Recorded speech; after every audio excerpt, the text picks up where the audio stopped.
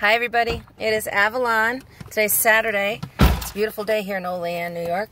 And my BFF is up visiting for the weekend. I always talk about her and how we were partners in crime together. What? Yeah.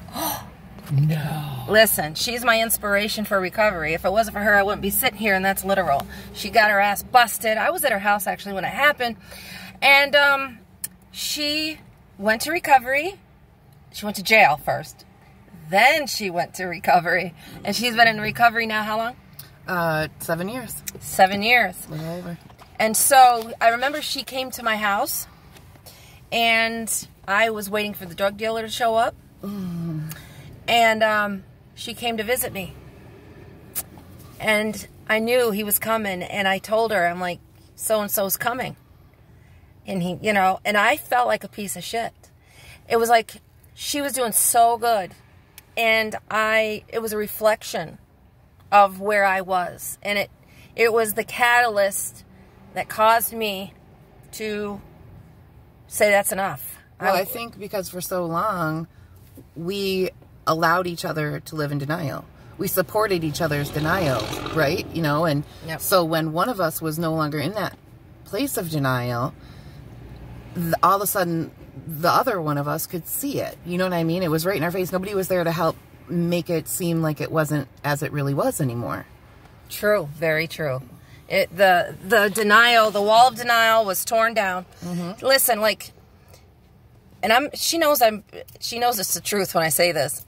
She was, you know, she was, how do I even say it?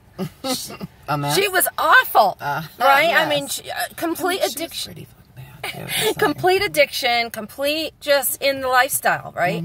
And immersed, like it was her whole life. And I even would look and be like, you know, wow, she's really bad. Because I really couldn't look at myself in that way. It was, you know, I think as addicts, we always can look at other people and say, wow, they're, you know, look at that. I would never do that. Or they're really bad. At least I'm not that bad. And I used to think that. And because it's hard to look at yourself. Right. But when she got in recovery, but it also helped me say, you know, if she can do it, I can do it. Like, if it's possible for this one, it's possible for me. Don't listen. No. Listen, guys. We were partners in crime. Partners. 50-50. Just saying.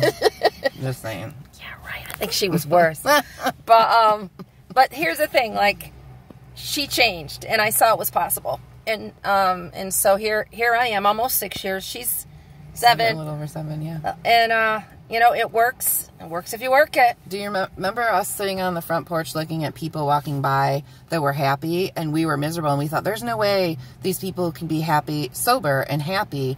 Either they're not sober, or that happiness is a facade and it's fake, because you just can't achieve that happiness, that being content without being high or something, right? Yep.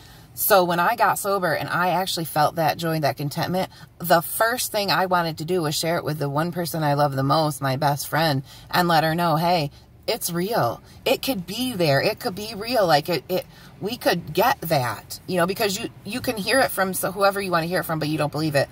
But there's something about when you have a connection with somebody while using and then in sobriety that you're like, you believe them because you saw the walk. Right? You saw the misery. You know they believe the same way you believed about it, but now they're saying something different. You know? Exactly. Very well spoken. Yeah. Anyway, so here, finally, this is the infamous Rachel, my BFF, and our relationship, which while normal relationships don't survive addiction, usually have to walk away from people, places, and things, which I normally would suggest. But we had something that transcended, right? And now, it's just even like 100,000 times better than it ever was. And I love you. Love you too. All right. Okay. Brightest blessings in God. Bless.